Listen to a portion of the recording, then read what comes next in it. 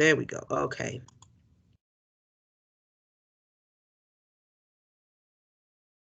Give me 1 second. Let me go to your class. It disappeared. Here we go. No.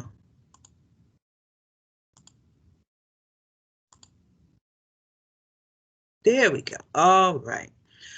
Good morning, everyone. So we are recording this as well for our students that are not able to make it, and good morning to our students who are online with us today. So we are going to attempt to meet on Tuesday mornings at 11 for our class discussion of our readings and, office hours. If you guys have any questions, this is your time, to ask questions. Something's confusing, I totally understand. Hold on. I want to go over just a few things. This is not for the group that's on here now, but if you're watching this and if you have not done something very important, guys, I really need you to go to the Start Here module and complete this little introduction. It says, tell us about yourself, and the Start Here quiz, and looking over the welcome letter. It's really important that you do those little things. I know it seems silly, but for the school, they need to see that you did something in the first week to let them know that you're here, that you're active in the course, and especially if you're getting financial aid. If you're not active this week, up until 5 o'clock, if you haven't done that introduction, we have to report you as a no-show. So for those folks who are watching that have not, just about 4 people have not completed the introduction. You got to do that by 5 p.m. We got to say that you were here and active in the course. All right. So for my folks that are online, you guys already did that. Make sure that you have downloaded the syllabus to your computer, so that you always have it. And if there are any changes to it along the way, I will let you know. Now, my screen might look a little bit different from yours, but I tried to post our class meetings so give yourself a little reminder. All right, so anyway, let us jump right on into week 1. And if you hadn't done it already, I just put the introduction there as well, trying to catch you guys. We have your introduction video that you guys should have looked over already. There was the PowerPoint that we're going to go over now. And then I also posted for you the 39 books of the Bible. All right, so we're here in week 2, and I keep forgetting to change that because this week started off with the 14th of September, not the 16th, so I apologize. All right, so today I want to go ahead and start on a couple of things here and open up our introduction chapter 1, and make sure my book is on the bookshelf. I apologize, I meant to bring it over here, but make sure that you purchase that book as soon as possible. Let me make this big. There we go. So, and remember, if you have any questions, you can just unmute your microphone and stop me so I'm not talking too much. All right, so we know that this particular course is Old Testament Hebrew literature, and you see that it's kind of like an Old Testament Hebrew literature / because the Old Testament was written in Hebrew. And you will see that if you take another course with me, the New Testament was written in Greek. So you see that little / there in your class, Old Testament Hebrew literature. So it's all the same. I want you to also make sure that you have access to a Bible. And you can definitely use an online Bible, and that's fine. So I want to scoot down here to chapter 1. And also, if you watch that introduction video, this kind of highlights what the Old Testament is all about. And it's really important, whether you're a Christian or not, it doesn't matter.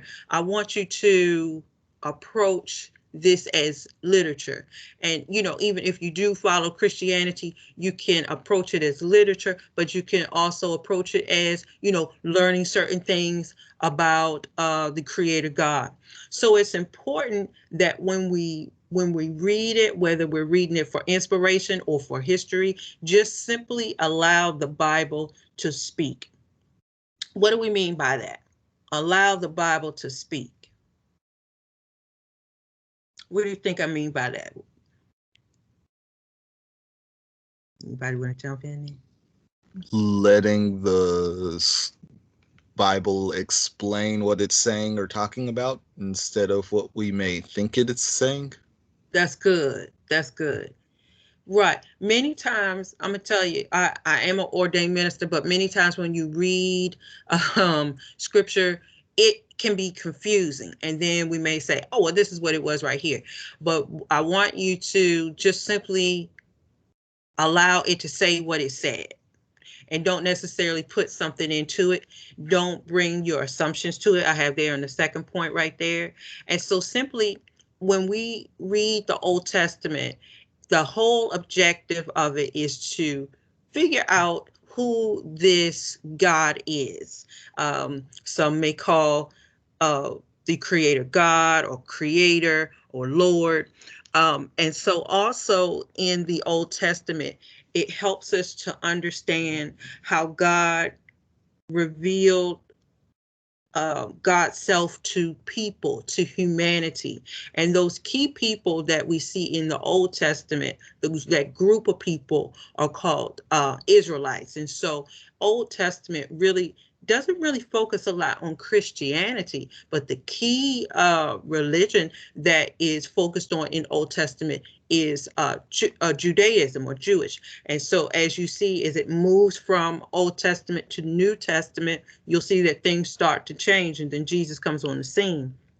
Okay, so anyway, I want to talk about on the right-hand side here, we talk about this plan of God. That's in chapter 1. We talk about this whole plan of God. And so I want to talk about that a little bit. In the Old Testament, we see that God walks with the people. We see God's presence with the people of Israel. Excuse me. And so we see God in different stages. And so we see God in Genesis, in the Garden of Eden. We see God as God establishes promises or covenants with the people of Israel. And then we'll also see God's presence. And when we say presence, is when God shows up and we see activity from the Creator God. We see God moving the people of Israel out, and that's in Exodus. And so, the people of Israel, they're just like us in 2020. They just go through a lot of stuff, right? They have a lot of issues, just like we do. And I hope also as you go through this course, you'll see that the people of old are very similar to the people of today. We're very similar to them. We see God's presence in the tabernacle. This is a physical place where God resides, like a place of worship. And then as we move into the New Testament, we see God's presence with this incarnation, or the birth of what we call Emmanuel, and that's Jesus. Emmanuel, the name of Jesus means that Emmanuel means God with us. Okay, and then we also see God's presence in the New Testament in Pentecost, as the Spirit of God descended upon a special group of people and gave them special gifts and powers to use throughout the world. And then lastly, as you see in the Bible, moving towards the last book of the Bible in Revelation, we see God's presence in the new creation, God creating something new for us. And I kind of just went through that here in these different stages, but I don't want to read everything here, but I do want to talk about, look right up there at the top of the screen where we talk about plan of God. Isn't that really interesting? How God had, the Old Testament will reveal that there was this enormous plan that was developed for human beings. Right? And this plan was meant not to hurt them or leave them all by themselves, but to help them have a better life. And that's basically in the Old Testament, from the beginning to the end. That's how we see God's plan revealed. Okay. So now I do want to get here, and then you guys can, I want you to you can open your microphones and we can chat a little bit here. When we hear the word authority, what do you usually think when you hear authority? Whoever has the right, the knowledge, The higher power over somebody. Good. I heard, Brian, I think you were a little muffled there, but I think it was Ramona. I heard knowledge. correct, there's the right to speak on a certain subject matter. A lot of times we think people that have authority over us, but it's also Right. the authority to be able to, because if you go to a medical doctor and you want to get a physical, you're in the wrong doctor's office if you're going to a psychiatrist. So you want to go to the right authority. That's right. That's right. You might be in the wrong doctor's office if you're trying to get something done. Let's say if I'm getting blood drawn, right? And I need to go to the lab for that. I can't go to my dentist. Can I ask a question? Yes. When I read and I saw the video. I really enjoyed the video, and the different phases. Number 6, the Pentecost. I'm still confused about what is the Pentecost. All right. So Pentecost, really, we won't deal too much with that in Old Testament, but Pentecost happens in the book of Acts in the New Testament. And what happened? So under this category right here, Ramona, right here where we say stages of of God's presence. And so when we mean presence, that means God being with the people. So in point 6, Pentecost happened in the book of Acts. It's right around chapter 2, I believe. And what happened was, this was after Jesus had ascended into heaven and was gone, but Jesus left the Holy Spirit to guide the people. And so what happened on the day of Pentecost, there was a beautiful pouring out of the Holy Spirit upon the disciples and other people who were following Christianity at the time. And that gift of the Spirit gave them different gifts to go and minister to other people and tell them about Christ. Oh, okay. Yes. I just didn't.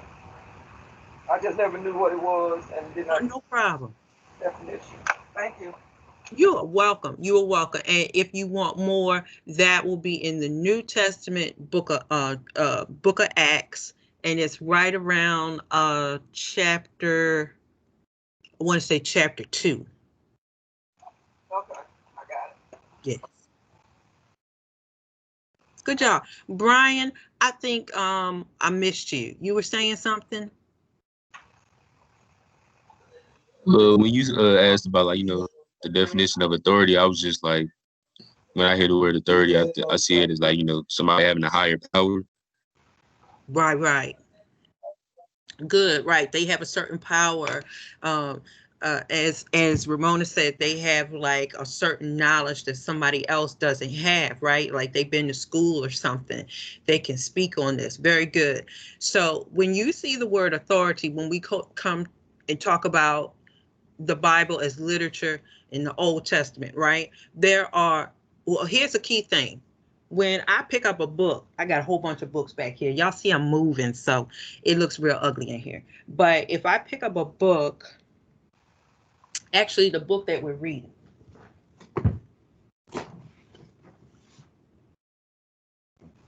so you got to forgive my room looks bad. It'll look better in about a month or so once I get settled. But our book has 2 authors, Andrew Hill and John Walton, right? And look at the first point of our PowerPoint. So there are multiple authors of the Old Testament.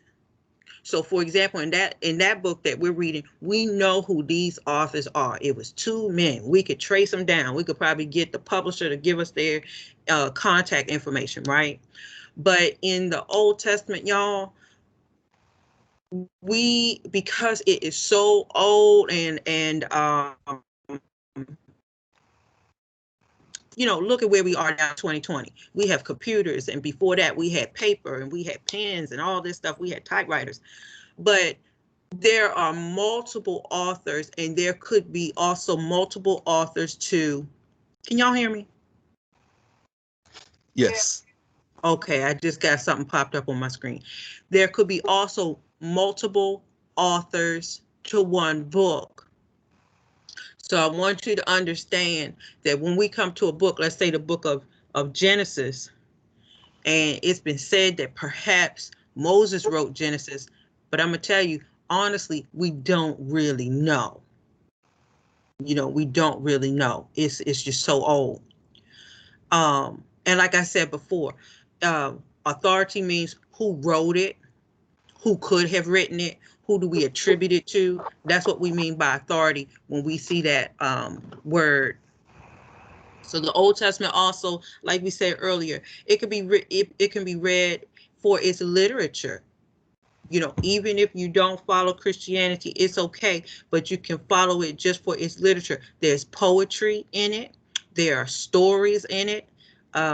There's history in it. And we'll talk a little bit more when we talk about geography. When you look at the geography, you're like, wow, these places are still in existence today. All right. So, oh, when I put over there, how do you read it? Yeah, you know, you can read it for the events. It's almost like a newspaper, you know, when you see these events that occur. All right, so we kind of spoke of these things before, but this is something that I want to highlight before we move and talk about geography. How do you interpret scripture? And when I say interpret, how do you get the meaning of it? You ever been confused? If you read a passage of scripture, anybody been confused like me? Yes. Yeah. It took a few reads and they're like, oh, okay, I get it now. Right. Right. We're like, I think that's what it means. Right. So what I want you to get into the habit of doing are these, let me scoot it down here, are these 5 steps. And so many times, now I want to remind you, this is not like a Bible study type of course. So we don't necessarily study, we're not studying the scriptures, we're studying the book itself, okay? So, but if you do look at a scripture, I want you to read, you got to read it several times. You got to read it over and over and over again to get what you think it might be saying. I do steer away from reading the King James Version. There's nothing wrong with it, but we're in 2020 and King James was written in the 1600s in Europe in Old English. We don't speak like that anymore. So even if you could get very simplistic language type of versions, New International Version, New Revised Standard, there's something called the Message Bible. I'm going to show you some translations in just a second. All right, but anyway, point 2, you want to ask yourself what type of literature could this be? Could it be a story? Could it be poetry? Is it a proverb? Is it just a historical account? We have a large section of the Old Testament that is prophetic, and I'm gonna show you in the breakdown of the 39 books. I'll show you some things in just a second. Earlier, we talked about authority, who wrote the book, who do we think wrote the book, you know. Point 4, we in this course will look and see who was the author writing for, because guess what? They weren't writing for us. They weren't writing for a 2020 audience. They don't even know about us. But they were writing for a more immediate audience, the people around them. And then there's always a purpose. Why did the author write this? Why did the author have to tell me about this woman? Why did the author want to tell me that this angel was here. So every word that you see is going to add some type of meaning and purpose to the story. Okay, so let me just pause right there. Any questions on how we interpret it, how we get the meaning of it?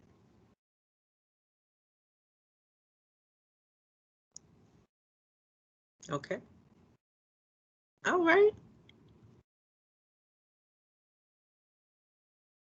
Let me pause real quick. Let me come out of here. Uh-oh, I got stuck.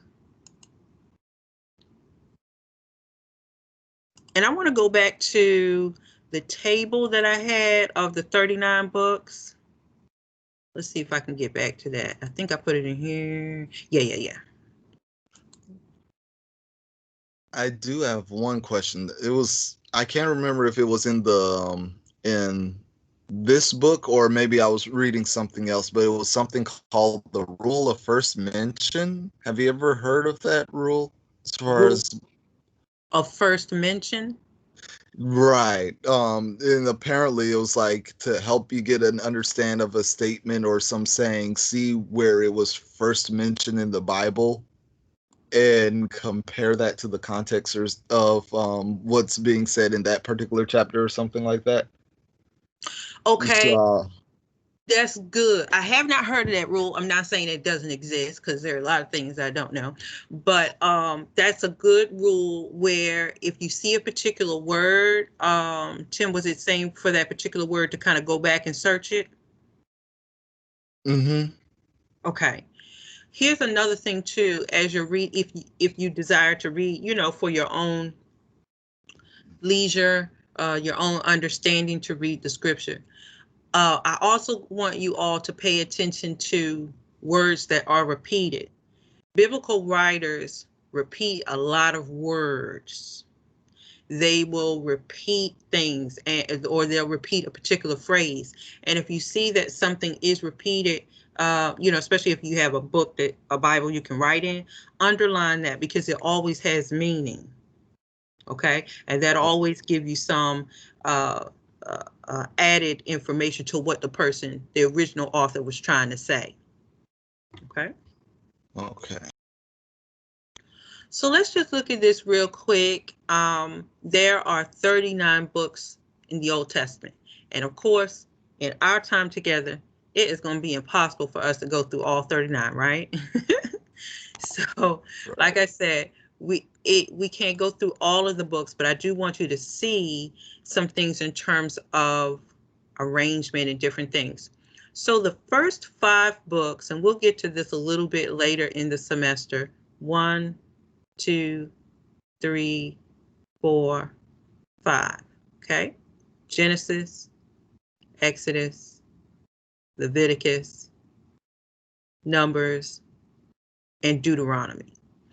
The first 5 books are called the Pentateuch, and they comprised what the Jewish what do I say? The Jewish people had in the beginning as their Bible. So that was their Bible. They had these first 5 books in the beginning, and that kind of started what we have today as a Bible. And these other books were added on. So the first 5 books, okay, 5, like the Pentagon, 5. So the first 5 books are called the Pentateuch. And they give a lot of history of the origin of Israelite people.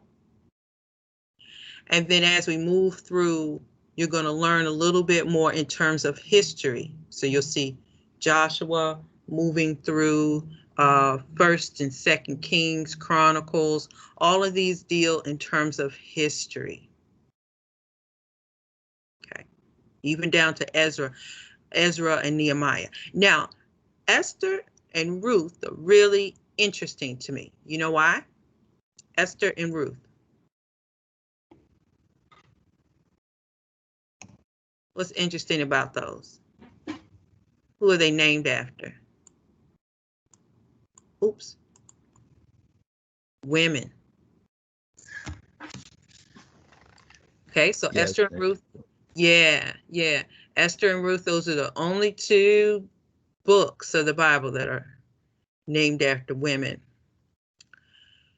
Job is a book, I think we're going to touch a little bit on it in our session, but we can't get to a lot. Job was actually a book that it was written kind of fictitiously about this particular character, Job. But in studies, theologians have figured out that Job probably was not an actual real person, but it was a book written to show us what happens when bad things happen to good people. And so anyway, you have poetry in Psalms and Proverbs, Ecclesiastes and Song of Solomon is very poetic. If you get a chance, just thumb through Songs of Solomon. It's very poetic and a lot of love songs and things like that. And then heading all the way down, look at this, from Isaiah to Malachi. These are called prophetic writings. All of these are prophets. Isaiah to Malachi. And some of them are, we call minor prophets. Some of them are major prophets. Malachi, Haggai, usually this in the yellow, these are kind of minor prophets. Jeremiah, Ezekiel, Daniel, they're big prophets. So and not to say big in size, but they had a lot more writing. Okay, let me just pause real quick. I know I do a lot of talking. Any questions? All right, okay. Making sure y'all still there. The first 5 books, called the Pentateuch. Yes. Okay. Were they the beginning of the Torah? I'm assuming the Torah is much more than these first 5 books. There you go. That's right. That's right, Ramona. Yes, they're the beginning of the Torah, and the Torah is what the Jewish people will follow. Right. Okay. I just didn't realize that they started with the first 5 books of the Bible, though. Thank you. There you go. Very good. Very good. All right. We're doing pretty good. How do I get out of here? Okay. All right. So let's head down here. Let's talk about geography, and this will head us into your discussion question. Okay, so what I want to talk to you about is just some places. I may not go through everything in here, but hey, y'all, when I say geography, look at this. What you thinking about? Geography. Locations. Very Middle good. East. U.S. history. Awesome. I heard location and more so location, Middle East.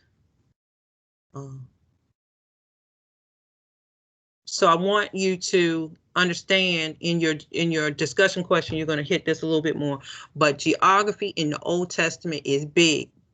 It's big, big, big. So, let me make this bigger. Geography in the Old and New Testament, I shouldn't just say in the Old Testament, but geography is the location. Where are the people? And that's going to be really interesting. Really interesting. The people, remember once again that we talk about in Old Testament, those people are called the Israelites, the people of Israel. So you may see, who are these people? Who are these different groups? And so you will see that the people start to move around. They move from city to city, from country to country, from town to town. They move a lot. Why do you think they move so much?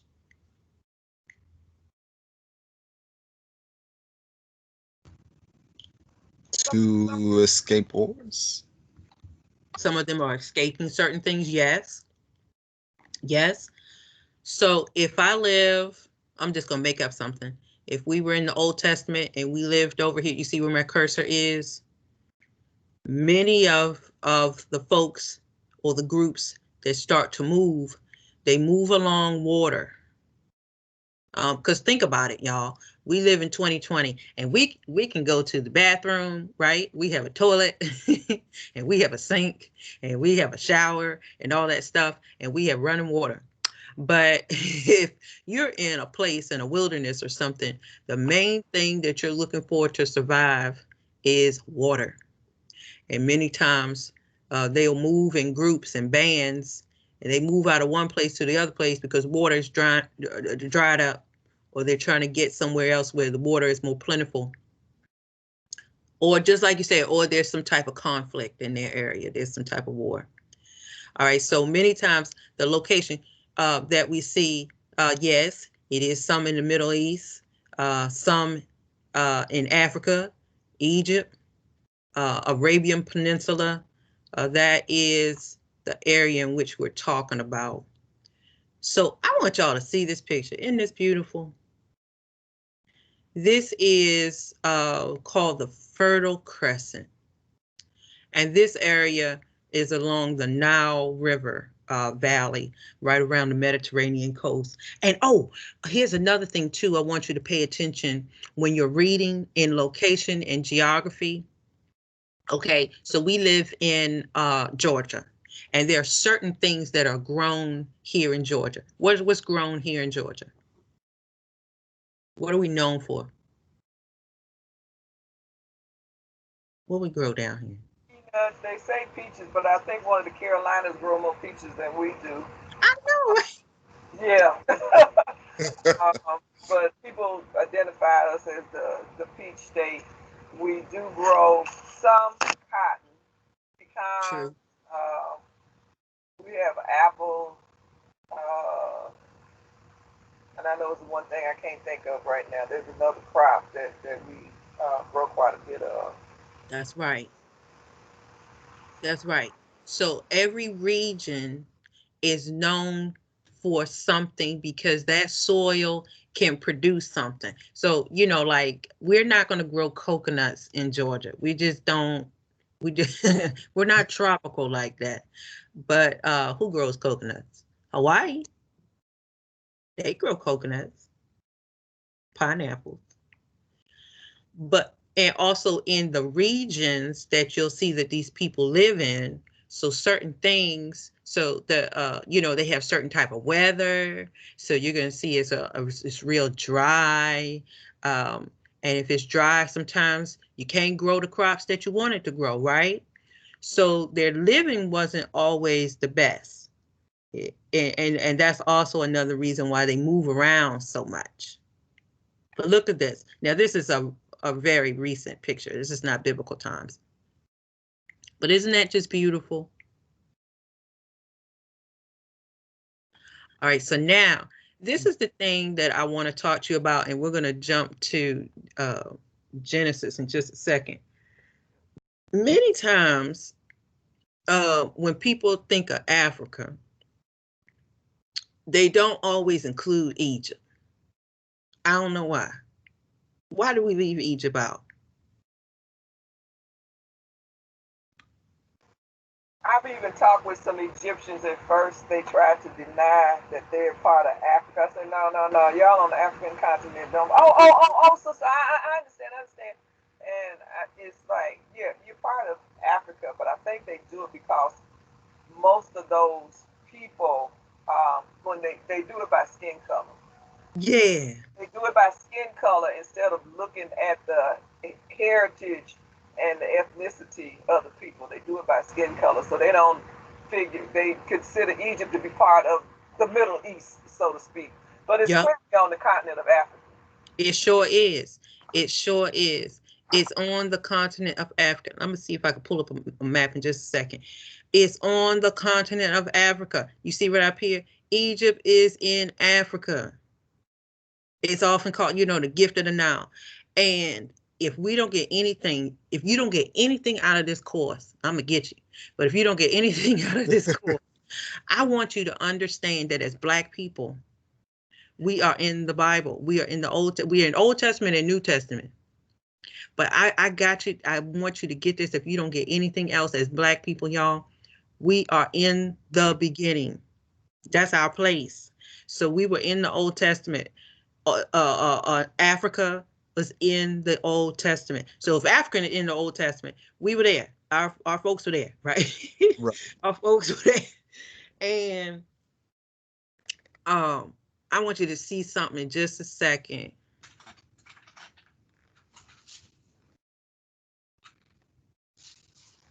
And I'm gonna come back to this Africa theme.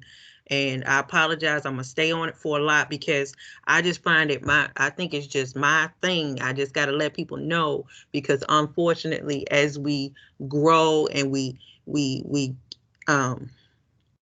get infiltrated in the school system and things like that, we hear other types of teaching that says that maybe we weren't there, or somebody else was there, that, you know, but we got to get the right teaching. All right. So another place in terms of geography is Palestine.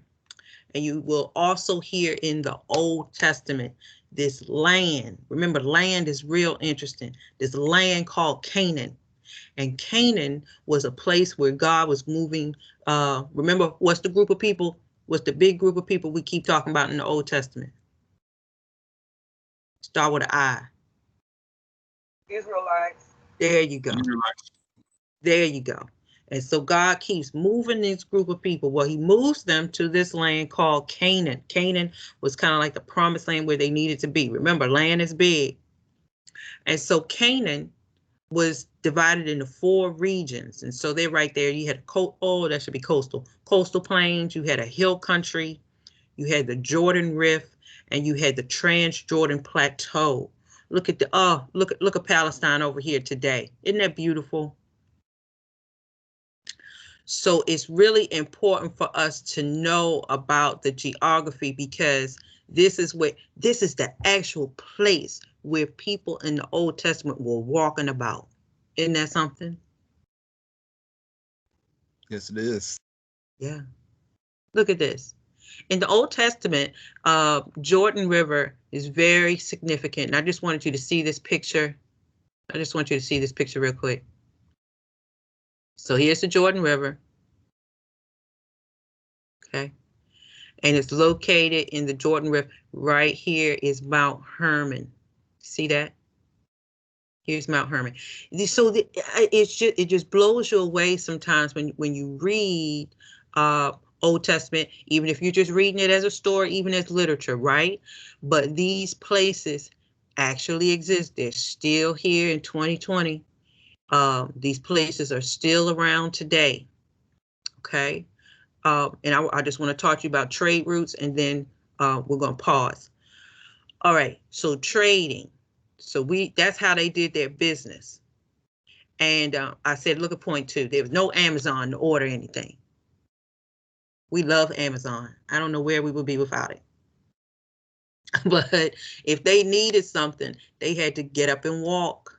They had to take their animals. They had to take their family, and they had to get up and walk and go somewhere to conduct their business. So commerce, or to do their business, they had to walk along these trade routes. And that's why you see a lot of the people move from place to place. Now, we just talked about Palestine. Palestine was a prime location. Watch this, y'all, in the middle of Africa and Asia.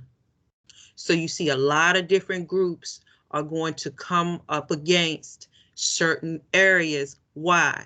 Because of, still true today in 2020, because of economic reasons and military reasons. And so when you see the military reasons, I think someone said earlier, because of conflicts and wars. Yeah, because they say, hey, I was over here first and my daddy left me this land. And they say, no, it was our land. And then what gets to happening? A conflict. Or economic reasons, because it's just better over here, and I can have better business over here. And that's why you see groups of people start to move from one place to the next. And so I just want to hit this last point right here. Trade and commerce also established, watch this, a merchant class of wealthy people. And as centuries of the Old Testament started to move through, you're going to see that the rich people begin to oppress the poor people. Ain't that something? That sound familiar? Very. Yeah. So not much has changed. Nothing new under the sun. Changed. Yeah. I want to open up something real quick before you guys have any questions. Ask away while I'm pulling this out.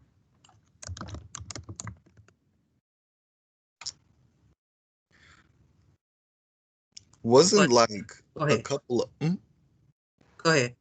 Wasn't like a couple of other African countries mentioned? I know like Ethiopia.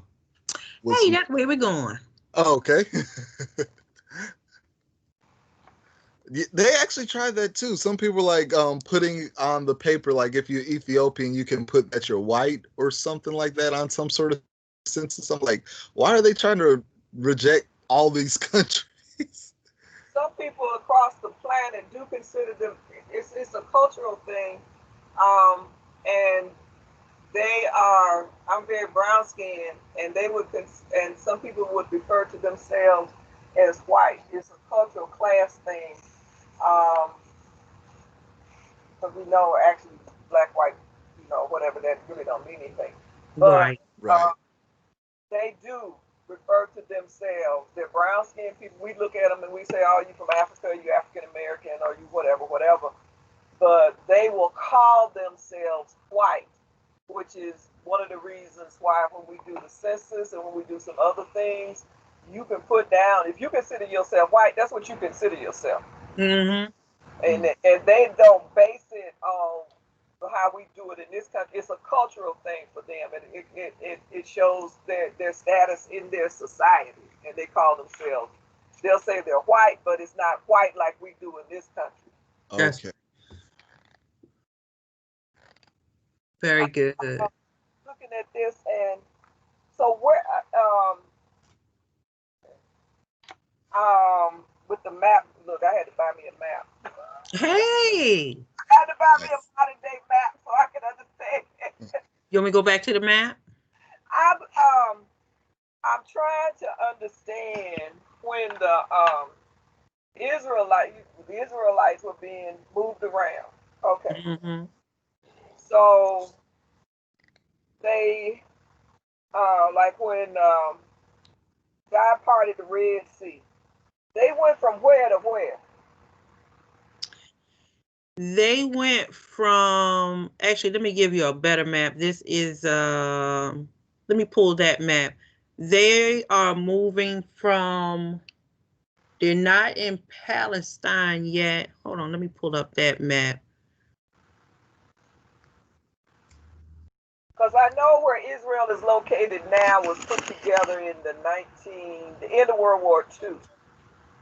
The end of World War II, where Israel resides now, was actually, that's what the people that won the war, that's where they decided they would go. So I'm trying to figure out, well, where were they when the Red Sea was parted? I thought they were. Did they go to what is modern day Saudi Arabia? I'm gonna show you this. I'm gonna show you this one right here. Hold on. Let's see if I can pull this up. Get a good one. It's gonna be a little bit like on the tip of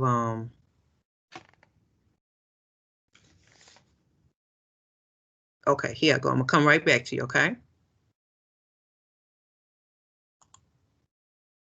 See if I can share this. Okay. Now I know this look like what? I know you're like, what is she talking about? But so we're kind of in the area of Egypt. Yeah. So right here, I'm not sure if you can see where I am up the top. Yeah. So they're moving. And here's another thing, y'all. Remember I said watch geography. Watch geography. They're moving along water. And then so here they moved from Goshen. So they moved out and moved towards, now this is going to be a real important city for the New Testament. moved towards Jerusalem. Okay, so the location modern day would be, look at this here. This is real interesting. And so y'all know, and we're getting into a lot of history as well. Some of this over the years has become broken because of earthquakes and stuff like that. But so they're between kind of like Egypt, excuse me, and Israel. So Africa and Asia. Okay. So they moved from Goshen to a blessed holy city where we find Jesus was born in New Testament. So they moved this way. And it's real interesting. And I know we're getting into something else we're going to talk about later on. But this was supposed to take them about 17 days to travel. But it actually took them longer than that. It took them about 40 years. 40 years. It shouldn't have took them that long. Why do you think it took them that long?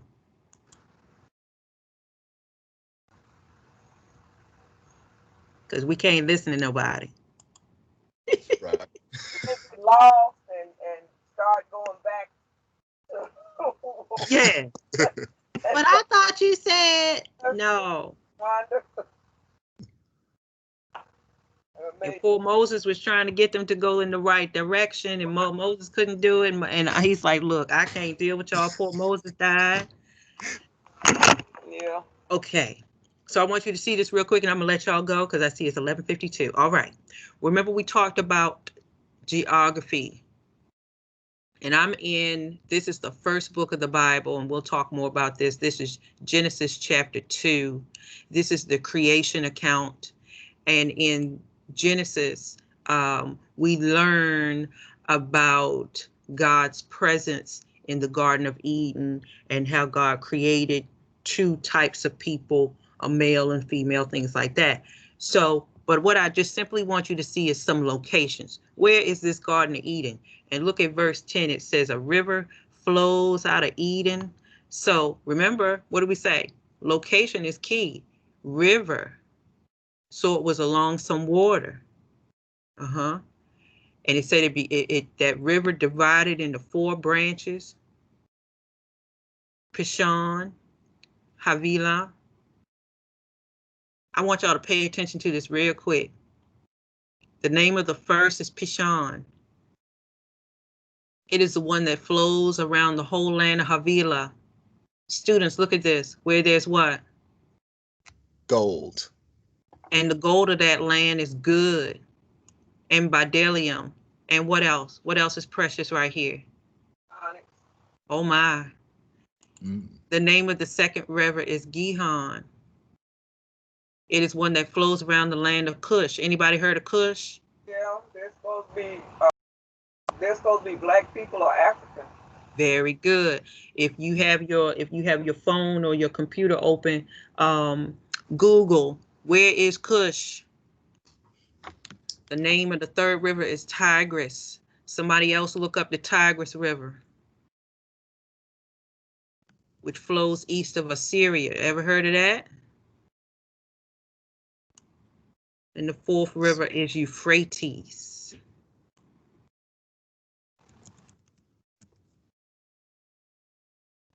So let's see. I want one student to tell me where is Cush.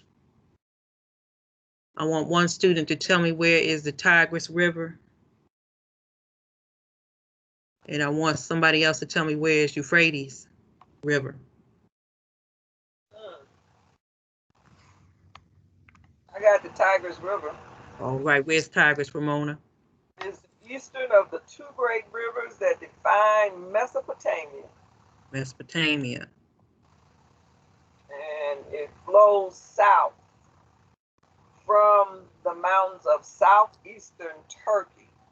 Okay. To Iraq and empties into the Persian Gulf. All right. All right. That's a long river. Yes, it. Good. Anybody got Cush or Euphrates?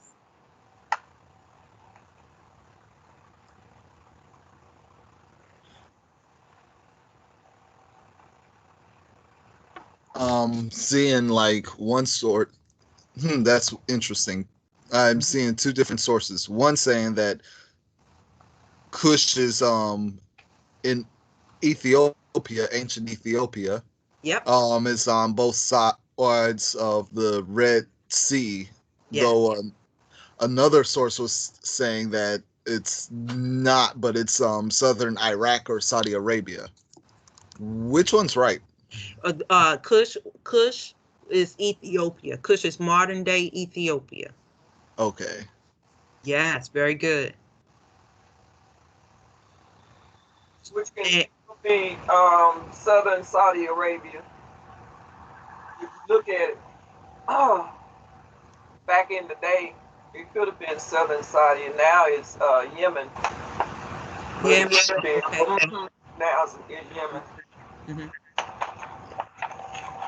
So what I want you to see here. Oh, and I forgot Euphrates. Anybody got Euphrates? Where's Euphrates River? Oh, I thought we had another student on. I can look up Euphrates.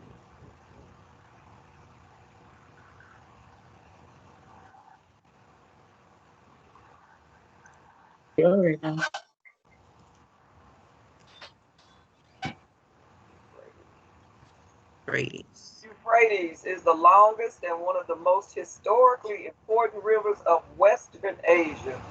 Western Asia. Together with the Tigris, it is one of the two defining rivers of Mesopotamia. It originates in the Armenian highlands of eastern Turkey. It flows through Syria and Iraq, and it joins the Tigris in the Shat al-Arab, which empties into the Persian Gulf. So both of them seem kind of enter into the Persian Gulf. Awesome. And the Tigris, they meet up together. Let's see. Thank you. So we're getting a geography lesson here today, and I want you to just become familiar with the Old Testament story and where all these people are. You know, they're definitely not over here in North America, right? But they are they are between Africa and Asia. But I want you to get this right here. Africa is in the Bible. Africa is in the beginning story. Africa is in Genesis. Africa is a part of creation. And that many times as we grow and we hear different stories, you know, we were just talking about Cush and things like that. Cush also, you'll see it spelled K or C. But that northeastern part of Africa had a part in the biblical story. All right, everyone. So we are, hey there, Angel. We are going to, we're going to pause right here. Any questions? No, I'm super late. I'm sorry. I had work, so I don't really know what has happened thus far, but. Okay. So we recorded it, and I'll have the recording posted for you all. But let's see. One of my awesome students, give Angel a quick summary what we talked about. Let's see if they be listening, Angel.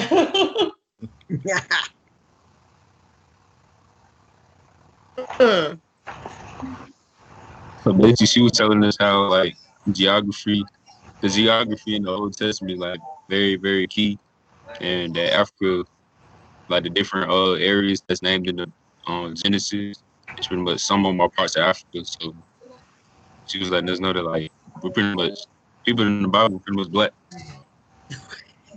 Okay. All right. Thank you. High five. Yes, you were listening. Thank you. I appreciate that. Good job. No problem. She also said make sure we pay attention to how the people travel. They travel along water, which is historic. Okay. And even today, people still tend to settle along water, that type of thing. But she says, pay attention to that fact. where they were traveling, where they were going, how God was moving them from place to place. And also on that trip that was supposed to take a few days, why did it end up being almost 50 years? Mm. And with the people that we were talking about right now are the Israelites, and we mentioned she also brought up the 39 books of the Bible. If you go, when you hear the tape, she talks about those, which I appreciate that, because I said, okay, I got it, but what does it mean? And it was fascinating to me to know that the first part of the Bible, the first 5 books, known as the Pentateuch. Mm-hmm. The Jewish people also use that as part of their Torah. I didn't know that. I didn't either. Okay. Well, look, learn something new. Thank you. Thank y'all for that summary. I appreciate it. All right, everyone. So the recording will be available. Just give me a couple of minutes and I'll post it up, and for everybody else as well. All right, everyone. So make sure that you go to week 2. You have a discussion question. Remember, we run from Monday to Sunday night, and that will be due Sunday night. Hold on, y'all. Make sure that I'm not missing anything for you all. I think I got everything for your class. Yeah. Yep, that's it. Okay. Yeah, that's it. And and Angel, the 39 books of the Bible, that little PDF, that's right there Okay. in week 2. Okay, everybody. We good? Yep. All right. So I will see you, if you are able, next Tuesday at 11, or if not, you'll watch the video. Okay. All right. Take care. Bye. Bye-bye. Bye. Dr. Berry. Yes.